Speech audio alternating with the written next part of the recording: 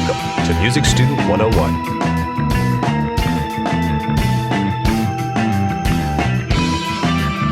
Our mission: to inform, assist, and empower music students of all levels.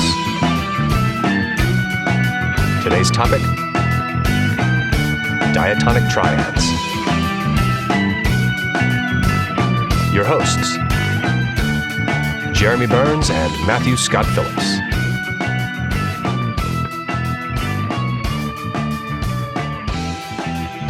Welcome to another episode of Music Student 101. Welcome.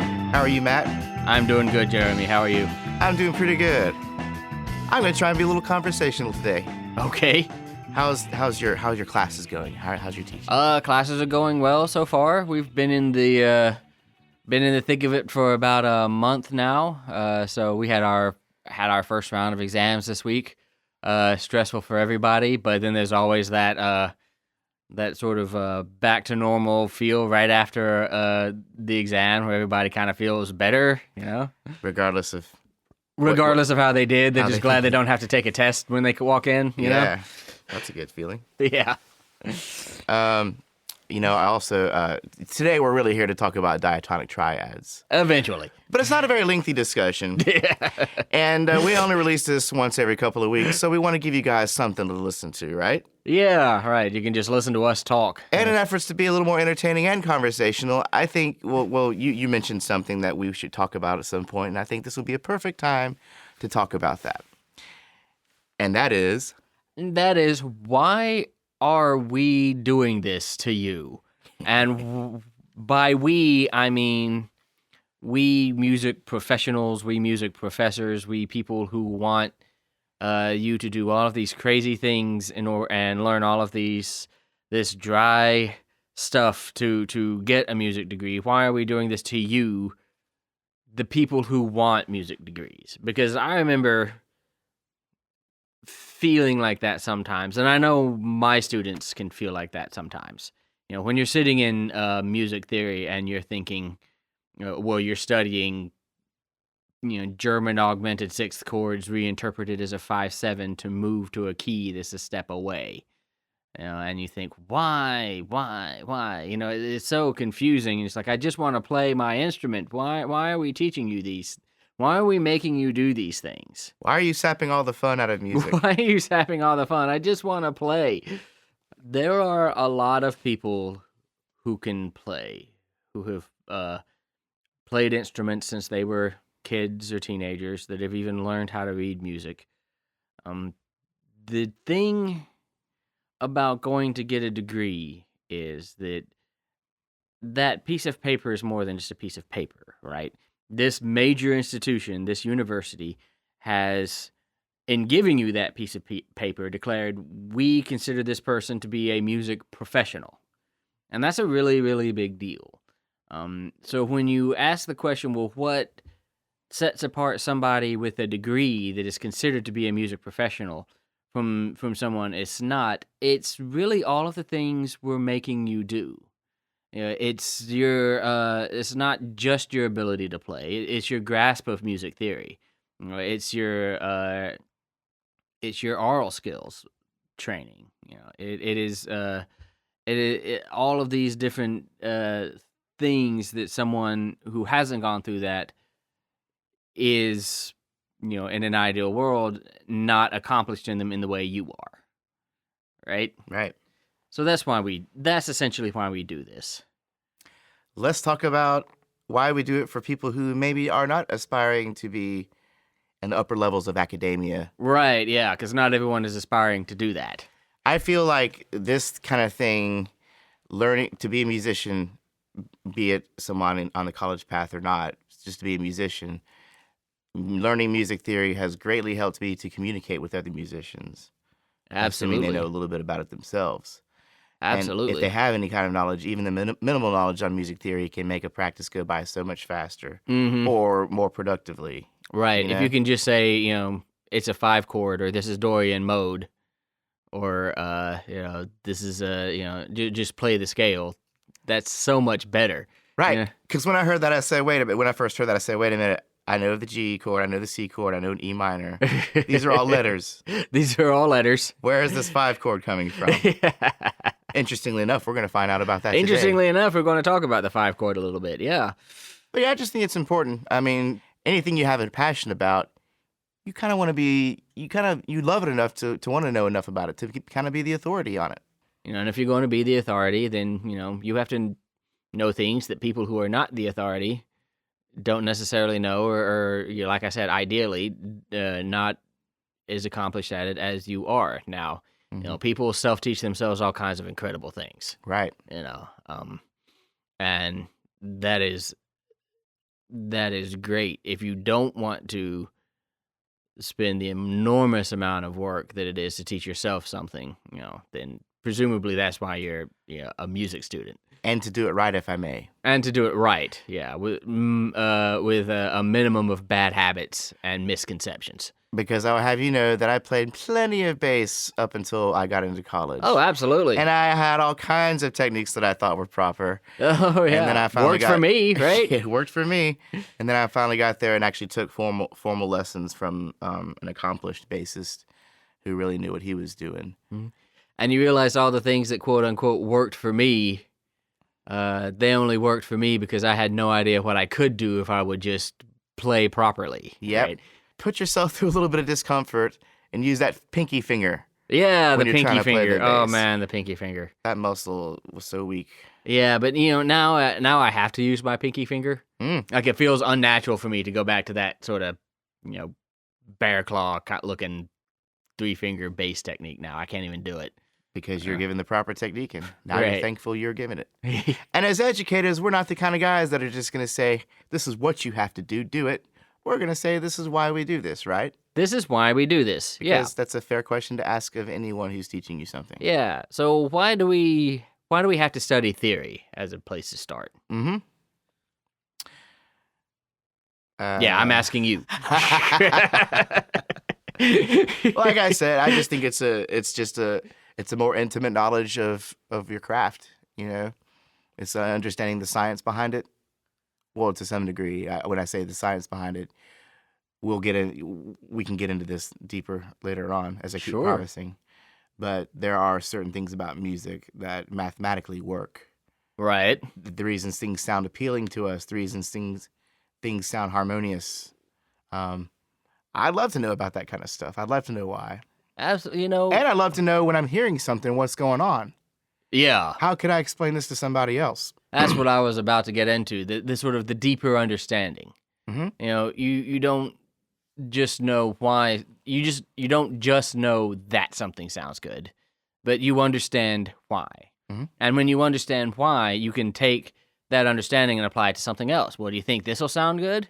Well, what is it doing? If you have that understanding, then you can, say yes or no. You're not stabbing in the dark. If you're sitting around writing music or playing music with your band or just even if you're playing in a cover band and looking for, songs that are quote unquote good songs, to add to your repertoire, you can sit there and say with that understanding, well, I think this works because of these reasons. Mm-hmm. And that's really all music theory is this been an ongoing multiple century study of why something sounds good. Put simply. But yeah, I think people who have not studied music formally often have misconceptions about what theory is. Mm-hmm. They tend to think of it as this giant set of rules, this huge, bug squasher sized tome of things that you can and cannot do, and that there's thrown in front of you, and it said you will obey these rules. Period. End of sentence. Mm-hmm. The thing about theory is, if that's what theory was, theory would not have made it out of the 11th century. Because, spoiler alert, musicians are rebellious people who are creative and don't like to follow rules. Always have been. And anytime throughout the history of music, anytime there has been a convention or a rule that too many people said, well, this is the way it's done, somebody has come along to flip those guys off and do it pretty much completely differently. You know, whether you're talking about Monteverdi or Beethoven or Schoenberg or, you know, whoever. That's why it's not called the law of music. Right, it's not music law, right? Exactly. It's music theory. What music theory really is not trying to say this is what you have to do when you're constructing music. What music theory really is an exploration of what sounds a particular way, what makes something sound the way that it sounds, and what happened musically to create that. Mm-hmm. You know, by that definition, you know, anything is following the quote unquote rules of music theory, because music theory really isn't trying to make rules. It's trying to understand what happened in any piece of music. You know, people make rules. You know, people come along and say, well, I don't like that this piece of music is constructed that way because I think that's stupid for whatever reason. But, you know, that's their subjective opinion. Based on all different types of motivations. Based on all different kinds of motivations, yeah. You know, human beings being the big, complex, freaky things we are. So why are we making you learn theory? A couple of things. One, after having spent centuries trying to analyze what does and does not sound good, we have come up with a few ideas. They're not rules, but there's definitely things people have discovered over time that you are going to want to know about. You know, because believe it or not, a lot of music is a lot of the music that you play, a lot of the music that you write, you know, is things that people have considered before, at least in part.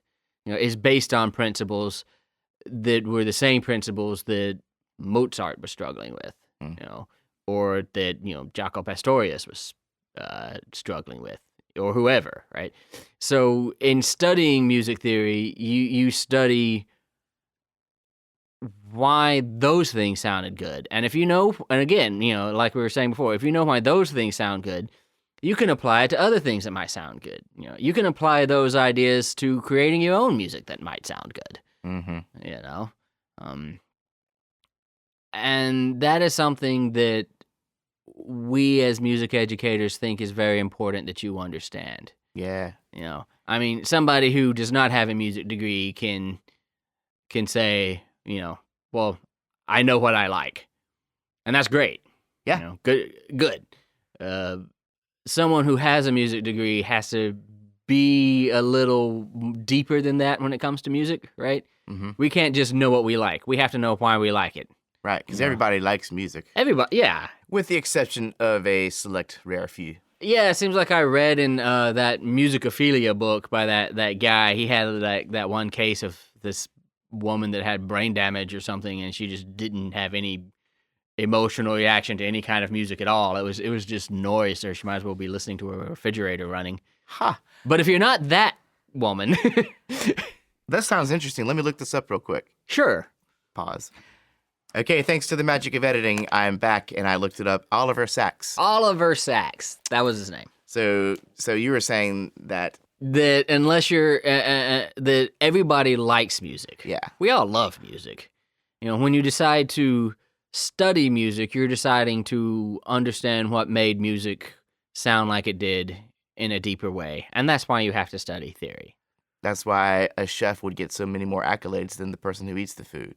Right. Exactly. Eats. Eating food doesn't make you qualified to be a chef. Right. You know, listening to music alone doesn't qualify you to be, you know. You might say, hey, that tastes good. Yeah. But you might not know all the reasons. Exactly. You know, now, you know, obviously you would never want a chef who had never eaten food. But that's not the only thing that's required. Or a self-taught chef who's... That's not fair, because you still know it's good. You still know it's good. Yeah. When you're a self-taught chef, or if you're a self-taught songwriter who doesn't know theory, this is not something that cannot be done. But what you're doing effectively is sort of stabbing in the dark. Yeah. Oh, well, I didn't like that chord. Oh, well, I didn't like this chord. Oh, well, that sounds weird, or, that sounds boring. Knowing theory has greatly taken away the randomization of my songwriting technique. Absolutely. So before I'd be like, well, oh, here's a new chord, C major 7. I haven't messed around with that before. Let me just plug this in here anywhere and see how it works. Well, now because of my theory knowledge, I know where it can go and make more sense. Absolutely. And what might be pleasing to the people's ear. Now, this is tonal music we're talking about here. Sure, but if you're writing non-tonal music, the same thing sort of will still apply. You want to know, yeah, because you can still expedite your songwriting process by kind of knowing ahead of time. Yeah, a game plan. Depending on the type of atonal music you're writing, it's like, well, let me arrange my serial row this way. Yeah. Or, okay, that didn't work. Let me arrange it that way. Arrange it. Now, if you're writing in serial rows, you probably know theory. Right. Or you're just crazy. Or you're just crazy. But even, you could be, if you're playing jazz. Yeah. Knowing where to put in a 7 chord and whether to make that 7 chord a major 7 or a minor 7. Very, very important. Knowing what it is about a turnaround that makes it a turnaround, or knowing what it is about certain notes that make them feel like the end of a phrase rather than the beginning of a phrase, or the end of a phrase rather than the end of the whole tune. Invaluable. Yeah, absolutely invaluable. Believe it or not, knowing these kind of things can inform how you perform something that you haven't written. Do tell. If you know things about how the chord progressions work in a Bob Dylan song, then that can inform tiny little decisions about how long do I hold this chord for? Do I play louder here or softer here? Do I try to emphasize this motion into the bridge because this motion is a deceptive cadence that is really, really cool, or versus I don't know that they're all chords, so when the downbeat comes, I'm on a different one. These little things can greatly inform your own musicianship. Even if you're not actually writing music. So that's why we make you do it. That's why we make you do it. Yeah, and let me say this to anybody who writes music in any way: don't ever think of theory as a set of rules. There are no rules to writing music. You're just learning to crawl. Yeah. One more thing before we go into diatonic triads. We have a donate button. We're going to have a donate button on our website just to help keep the lights on around here. We'll probably put it up on the homepage of our website, musicstudent101.com, up there on the top right by the social media icons. If you guys think you're gaining anything from this experience, feel free to click on that and show us a little love. So thanks in advance for your donation, should you decide to do so. And if not, we're going to keep on doing this regardless, because we love it. See? Beautiful. Simple as that? Yeah. Okay, cool. Simple as that. I know how you feel asking for money. I hate asking for money. But, sure. That's why I'm not a good salesman. I'm terrible. See, musicians don't have to ask money. They just put a little hat down. Yeah. And they do what they do. They don't have to ask anybody. And they earn it. Open your guitar case and set it on the... Yeah. Okay, what's the main reason we're here today for, Matt? We are here to talk about diatonic triads. Well, we've already discussed the 4 main types of triads. Right. Major, minor, augmented, and diminished. Correct. And we've also kind of discussed the main 7th chords. Yeah. Major 7, minor 7, dominant 7, half diminished 7, and fully diminished 7. All right. So now that we know these chords and what they sound like and kind of what they do, let's talk about how they work their way into tonal music. Okay. Well, let's start with the triads. So I'm going to be in a major scale, just any major scale, all major scales. And if I choose notes from that major scale, starting on the tonic, to make a triad with, so I'm going to say, well, let's see, the root is going to be my tonic note, and so I'm going to have a third, and a fifth, which is going to be the third scale degree and the fifth scale degree since I started on the first one, right? I have a particular one of those triads. I have a major triad. Anytime you build a triad in which the tonic of the scale is its root, you will have a major triad, assuming you're in a major scale / major key. Yeah. If I instead try to make a triad off the second scale degree, scale degree 2, I'm going to do the same thing. I'm going to make scale degree 2 my root, and I'm going to add a third and a fifth above that, and I'm using the notes from this scale. I'm not going outside of the scale I'm in. So the 7 notes that are in my major scale is the notes I'm using here. I happen to have scale degree 2, scale degree 4, and scale degree 6, right? And notice that this triad is minor. Yeah. So scale degree based off, a triad based off scale degree 1, major. In a major key. In a major key. We're in major key at the moment. Right. So we're just thinking about major keys. And we'll get into minors later. We'll get into minors in a minute. In a major key, triad based off scale degree 1, major. Triad based off scale degree 2 is minor. Right? And we can do the same thing up all 7 notes of this scale. I'll go through this fairly fast just so as not to, belabor the point. But so scale degree 1, the triad based off of that is major. Scale degree 2, it is minor. Scale degree 3, I'm going to have another minor triad. When I get to scale degree 4, I'm back to a major triad. Same thing for scale degree 5, major triad. When I get to scale degree 6, I have another minor triad. When I get to scale degree 7, I have this diminished triad. That's kind of the weird one. And then, of course, I'm back to the tonic note at that point, an octave up. So, major, minor, minor, major, major, minor, diminished. So if I'm playing in what we call diatonic triads, every time I'm playing chords based off the tonic, I'm playing a major key. I can go to the 4, which is also major.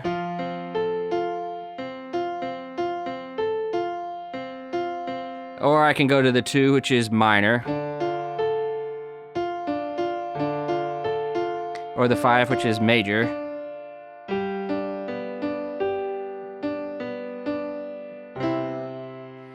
All right. That was very lovely, Matt. Yeah.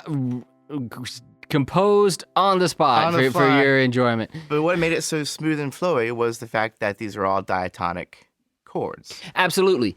All of these notes are notes that are used out of our scale. So this is the sort of the basic way of what scale and this is the basic mechanism by how scale and key works. We're using these notes not just to make our melody, we're using these notes to make our chords too. Yeah. And those have those different qualities. So as we move from one chord to the next, our qualities shift in this way that is smooth and flowy.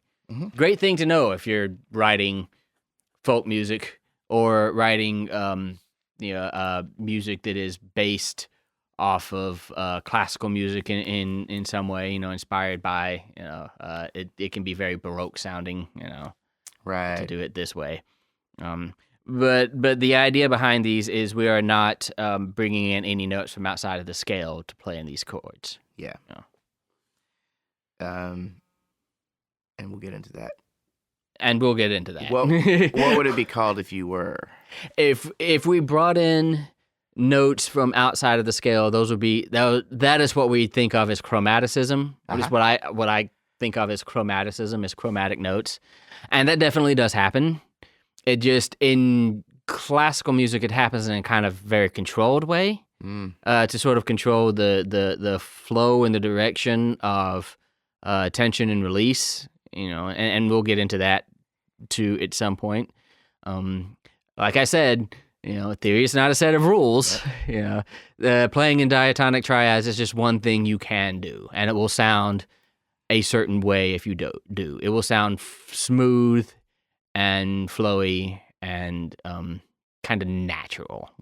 There's nothing very jarring about playing in diatonic triads usually. Yeah, nothing really jumps out at you. It's all pretty smooth. Now, there are suggested orders of some of these chords. Absolutely. They're called functions. Functions. So some of these chords have a predominant function, and then some chords have a dominant function, and others have tonic functions. But we can discuss that at a later time, when we get into how to move from one chord to the next. Right now we're just trying to understand chords. So you just have to keep listening. You just have to keep on listening. Keep trugging on. We're trying not to give you too much, overload your brain too much at once here. Yeah. Okay, so we've kind of discussed that. Now, again, assuming that you're in a major key. Right. Those are all major key diatonic and triads. You're using all diatonic chords, which are all chords based on the notes in this scale. Right. The triad based on the scale step 1 would be a major. Major. That based on scale step 2 would typically be minor. Minor. 3 minor. Minor. 4 major. Mm-hmm. 5 major. Yes. 6 minor. Yep. 7 diminished. That's the diminished. Redheaded stepchild.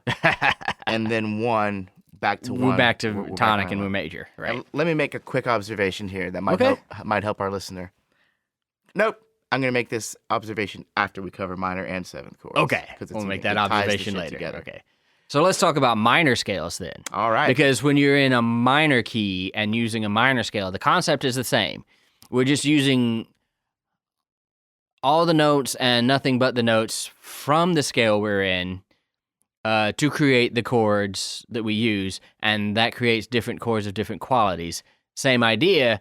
It's just those actual qualities are a little different. So I'm going to be in a minor scale here.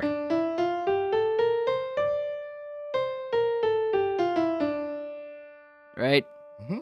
So nice, pretty little minor scale. If I do the same thing, I'm going to create a triad whose root is my tonic note. So there's my tonic. There's my 3rd. There's my 5th. Again, scale degree 1, 3, and 5. You'll notice this time that it is minor. Because we are in a minor key now. Mm-hmm. If I do the same thing on scale degree 2, I'm going to make a chord in which scale degree 2 is my root. So scale degree 2, scale degree 4, and scale degree 6. You'll notice this time it is diminished. Right? Yeah. Lovely little dissonant diminished chord. If I do this on scale degree 3, I now have a major chord. Hello. Yes, whereas when I was in a major key, I had a minor chord here, right? Yep.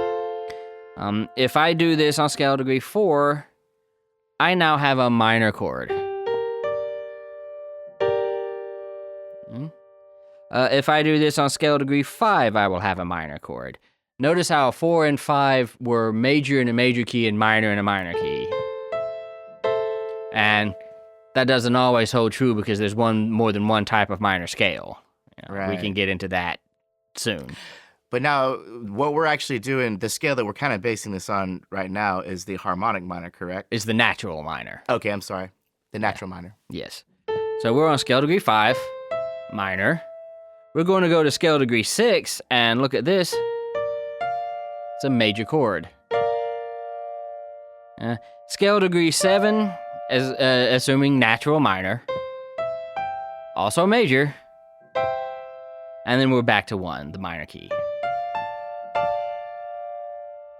So to recap, scale degree 1, minor. Scale degree 2, diminished. Scale degree 3, major. 4, minor. 5, minor. 6, major. 7, major. And then we're back to 1, which is minor.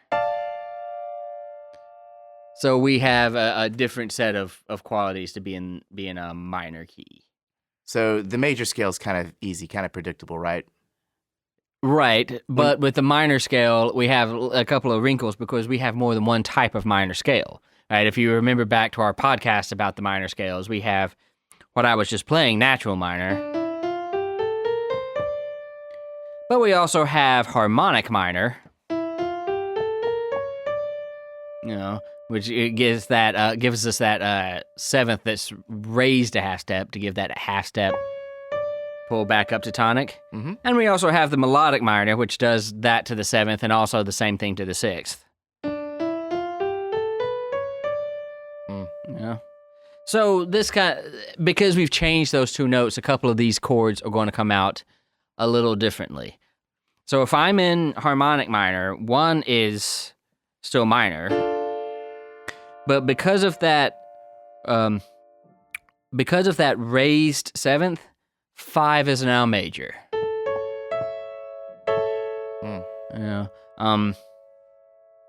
And that will sort of have a sort of stronger pull back towards tonic. This is this is a very useful technique to know to just alter that one note.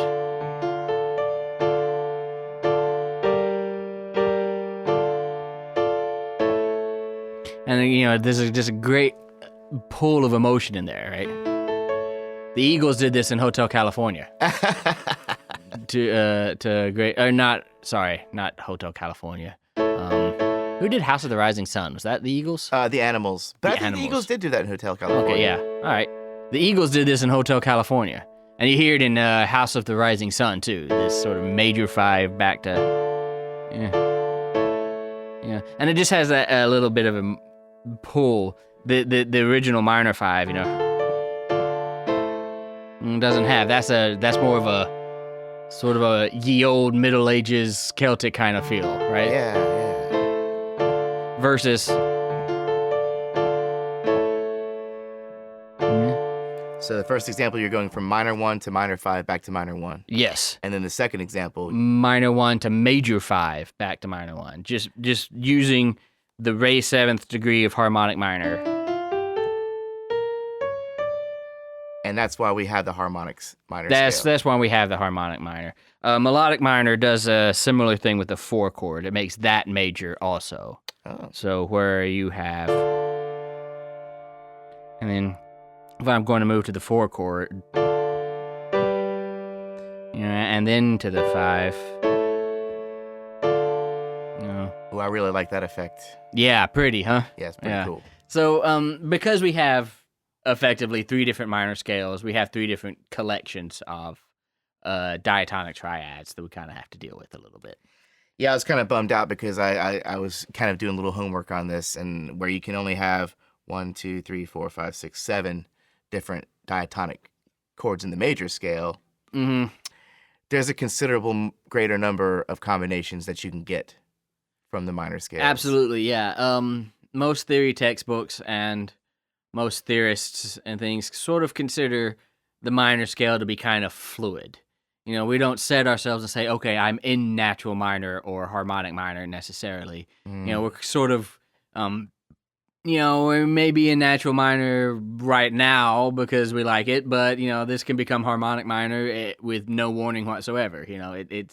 It's considered sort of a fluid kind of a what do you need in the moment kind of a thing. At its core, minor is minor. At its core, minor is minor. But sometimes the melodic content can kind of dictate which scale we're drawing from. Absolutely. Yeah. Well, cool, man. So we talked a little bit about major. We've talked a little bit about minor. Dare we introduce the 7th chord into all this? Ooh. Yeah. Let's see. When we start creating 7th chords,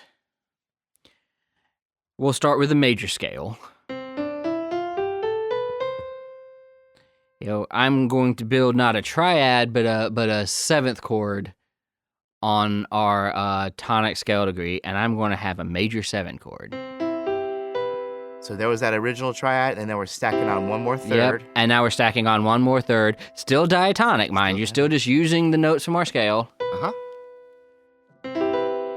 And we have a major 7 chord. There's that sweet, soft Yeah, major 7 the chord. kind of Mr. Rogers' Neighborhood sort of. Right, yeah.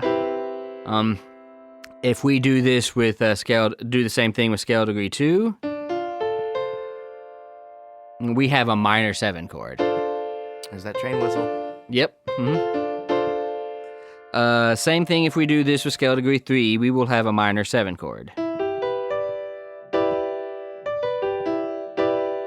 Yeah. With scale degree 4, we end up back with the major 7 chord.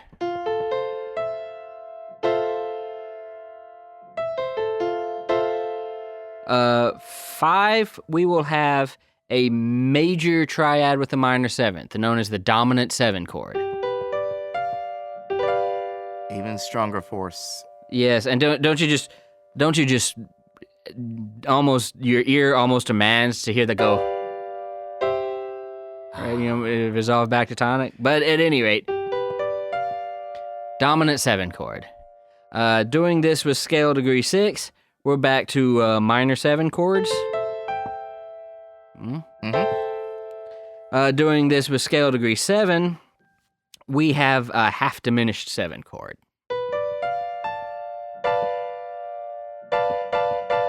We're back to tonic. Yeah.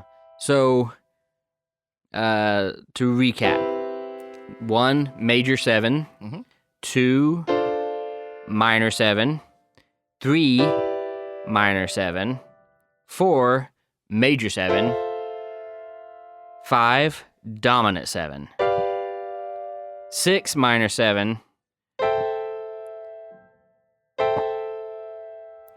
and 7, half diminished 7.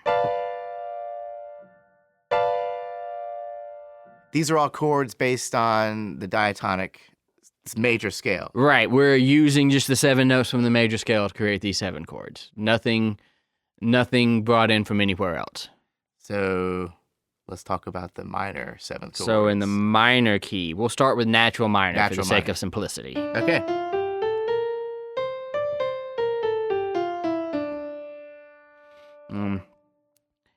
In the minor scale, if I build a 7th chord off scale degree 1, I'm going to have a minor 7 chord.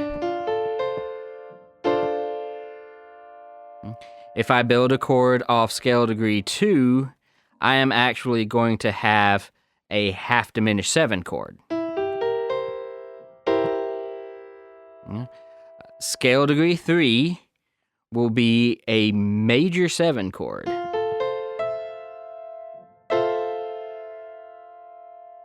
Scale degree 4 will be a minor 7 chord. Scale degree 5, remember we're doing natural minor at the moment, so we're just going to have a minor 7 chord again. Scale degree 6 is going to be a major 7 chord.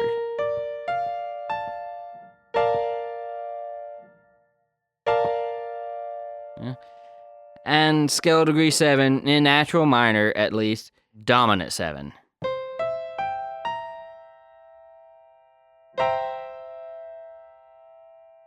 And then, of course, we're back to 1. So there's the natural minor scale. There's the natural minor scale. Now, obviously, again, when we add harmonics, these 7th chords change a little bit. In the harmonic minor scale, our 7th chord based on 5 is now also going to be a dominant 7, because we're taking that minor 7 chord, which is a minor triad, and a minor 7, and we're raising this scale degree 7 up a half step.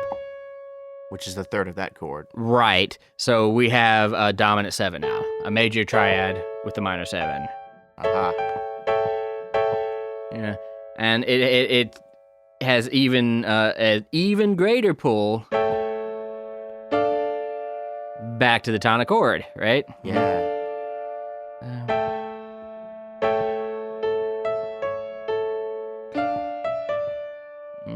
Get some really pretty things out of that. Very right? much. With melodic minor, it's going to do that to the 5 chord. It's going to make it a dominant 7. It's going to turn the 4 chord also into a major triad with a minor 7 on top. So also a dominant triad in melodic minor. So melodic minor.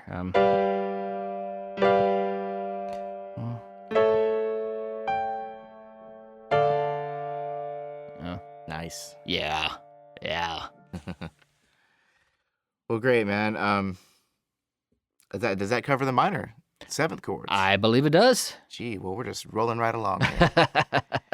To say more on a subject that there's not much more to say on, there is something that you should know. One of the first things I started hearing when I started jamming with people, hey, let's go to a 4 chord. Let's do a 1, 4, 5 progression. Right. This is what they're talking about. Absolutely. Yeah. So 1, 4, 5 progression. We use numbers for everything in music. Mhm. You know, you've probably noticed that already.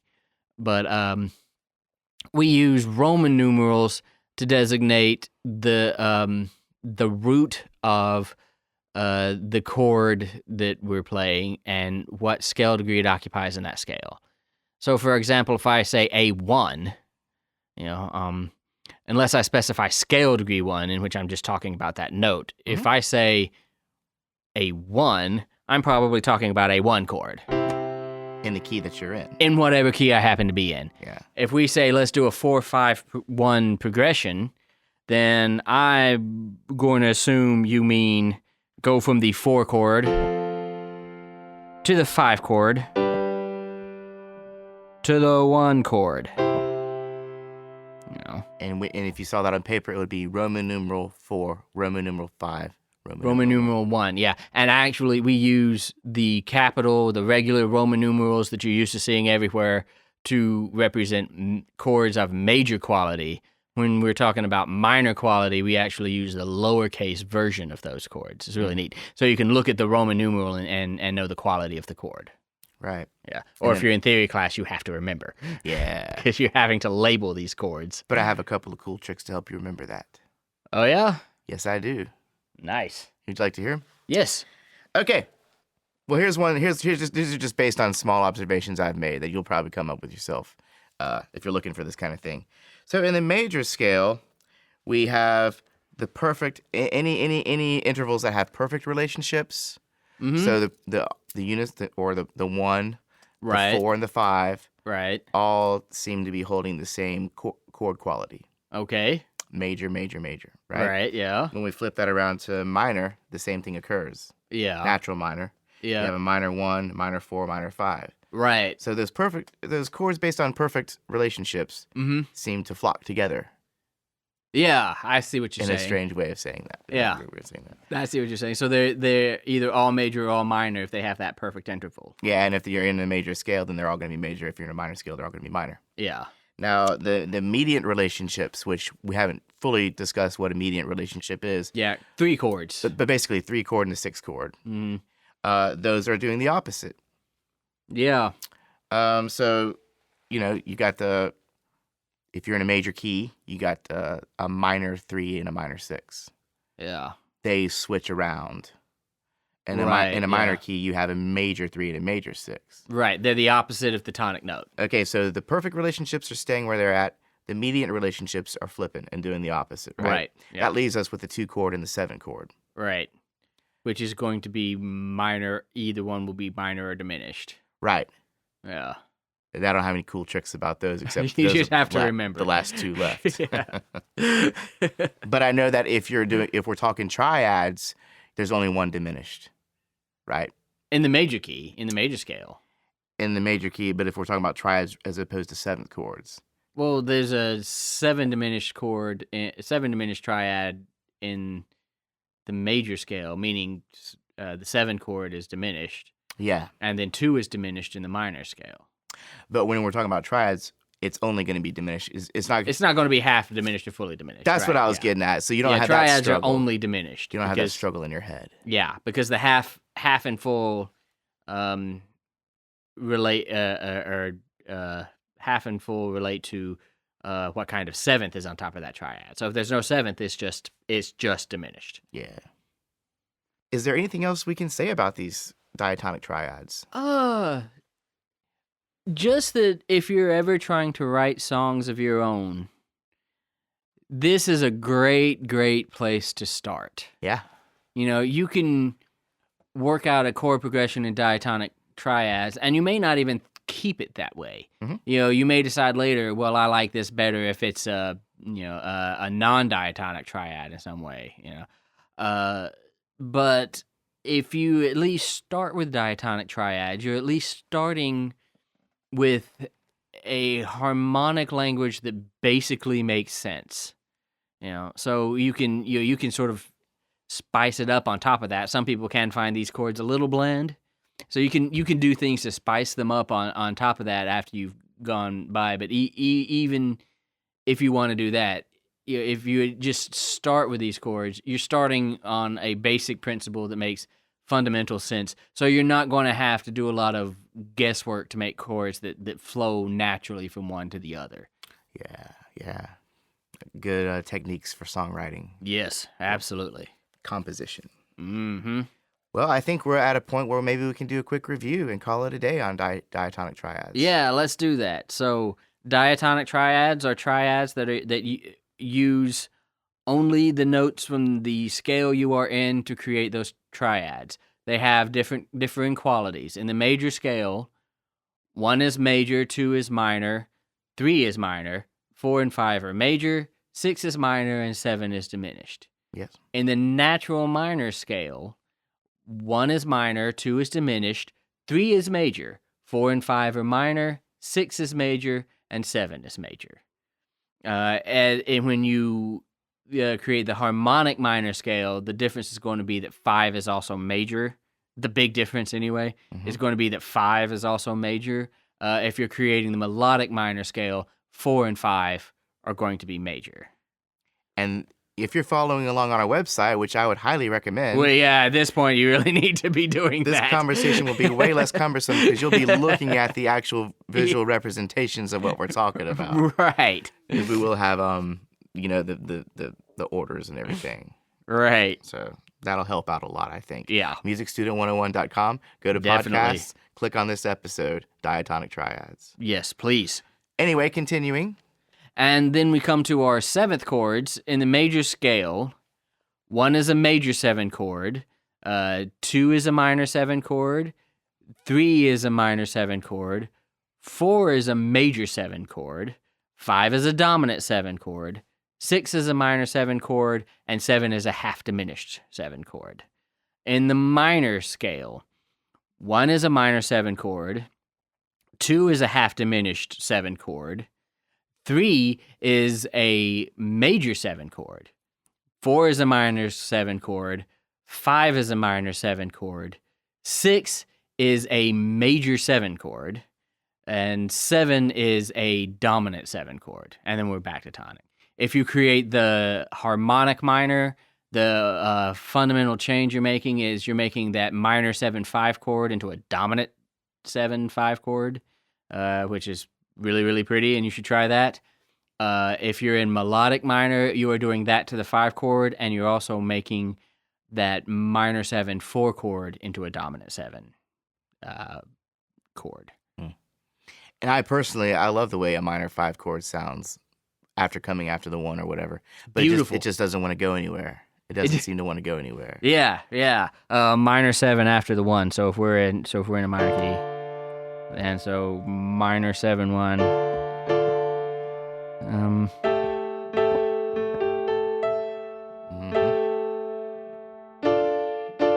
It went nicely back to the 1. It goes nicely back to the 1. But it doesn't. It doesn't have to. It doesn't pull to the 1 the way a dominant 7 chords. I mean, I could just as easily hear that go and go to 6, right? Mm-hmm. Or something like that. Yeah. Whenever you take that half step from 7 to 1 out, you're sort of smoothing that insistent pull that you go back to 1 from that. You're giving yourself a little more ambiguity to do something else. Yeah. Very cool. Yeah. What else? Go play some music. Go play some music. Try and use your diatonic chords. Try some new chords. Yeah, try and use some based on these relationships we're talking about. Absolutely. And we'll get more into function and how these specific chords are arranged at a later date. At a later date, so keep on listening. And thank you.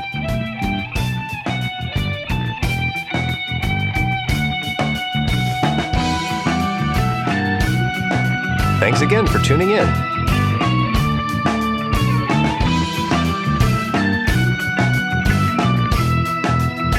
If you know other musicians who thirst for theory knowledge, offer them a tall, cool drink of Music Student 101. Send them to musicstudent101.com or to our Facebook page. You can subscribe to this podcast on iTunes, Stitcher, and most other podcast outlets.